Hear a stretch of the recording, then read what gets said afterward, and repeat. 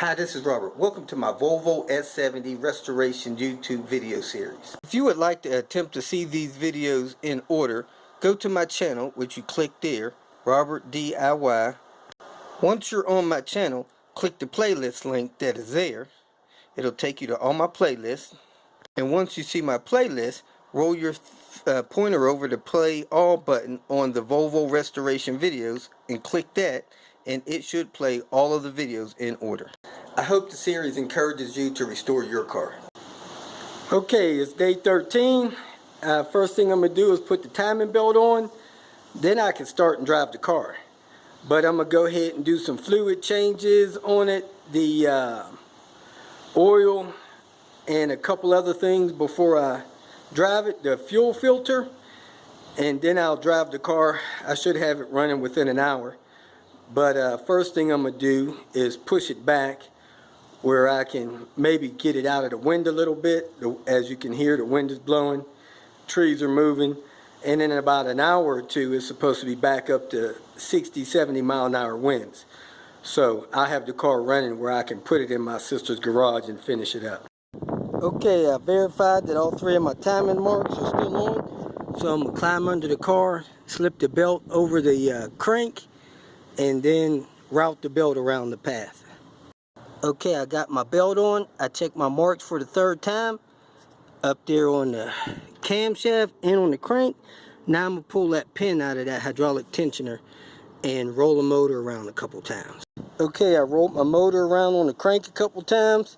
The timing marks are still lined up, so I'm going to pop my emergency backup tensioner spacer in. Then I'm going to put that guard down on the bottom of the crank. Then I'm going to toss my battery in and my air box in.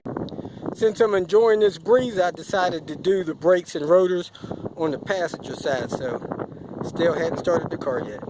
Okay, I'm going to install a new filter in the filter box, and I put a date on the edge of it on both sides so it could be checked at a glance.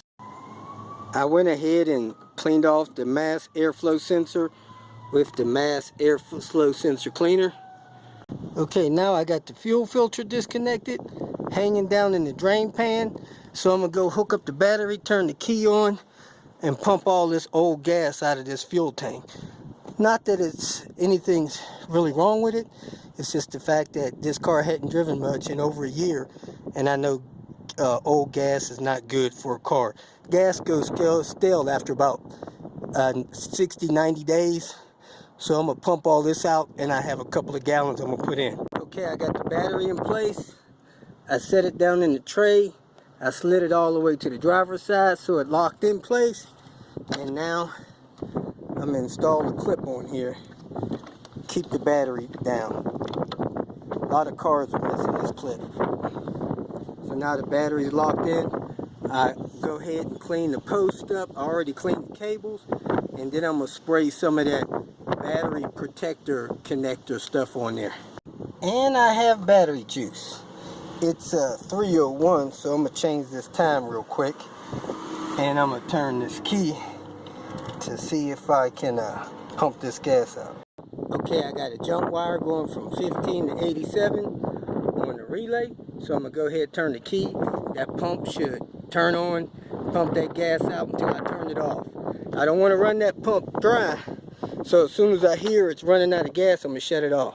Okay, the fuel pump is pumping the gas out into my container. And as soon as it stops, or acts like it's stopping, I'm going to go ahead and turn that key off so I don't burn up my fuel pump. I got the replacement fuel filter right here with the date and the mileage on it. Okay, I'm draining the oil for the oil change.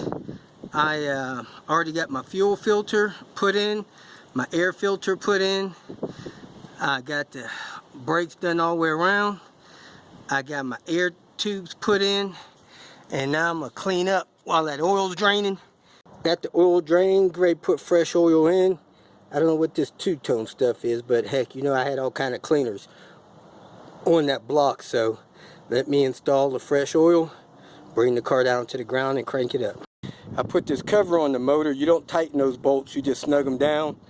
Everything else is on except for this cover here and the timing belt cover, because I want to see how the timing belt tracks whenever I start the motor. Okay, this first oil change, I'm basically using the cheapest oil I could find that meets the car specifications so I can flush the car. I'm not going to run it hard. I'm going to start the car up, drive it 50 miles, and then I'm going to change the oil again with full synthetic and put a new oil filter on it. So I got the cheapest oil I could find to do basically an engine flush after all this work and stuff. Okay, I checked 3 or 4 times, everything out of the way. So I'm going to turn the key off and on 3 times to prime the fuel rail, and then I'm going to try to fire it up. Alright, as you can see, it's 4 o'clock. 1. 5 seconds on, 5 seconds off.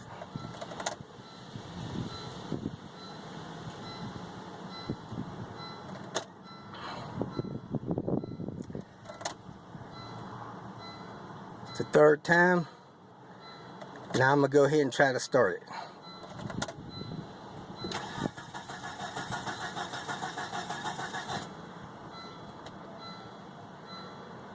Maybe it don't have enough fuel.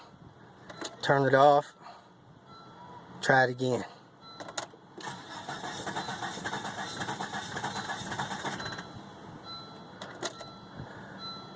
I'm going to give it one more try.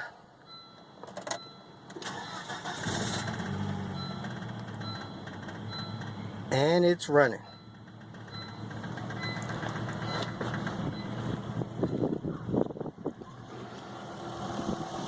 It's pretty quiet.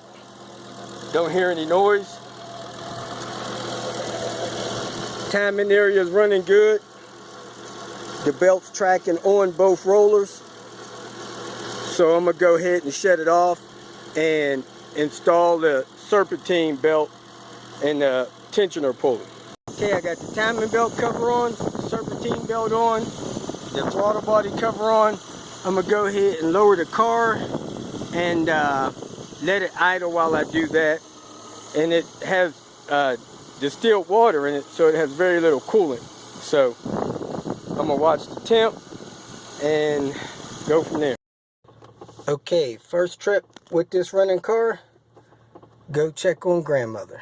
So I don't have a thermostat, so I'm not going to run it hard, and I'm flushing this coolant. So after I get this coolant flushed, I'll go ahead and put the thermostat in. Okay, I'm back home with the Volvo. I got a tail light out right up here on the outside top. I got a bulb for it, and it's running and running good. So I'm gonna finish the coolant flush tomorrow, do a couple other small things, and it'll be ready to go. If you feel that this information was beneficial, please like it and share it with your social media friends. You can also subscribe to my channel so that you can get notification of future videos that I post. Visit my channel. I have all types of do-it-yourself videos there. You can leave questions here and I'll try to respond to them as quick as possible. You can also visit my website at robertspinner.com. Thanks again for watching.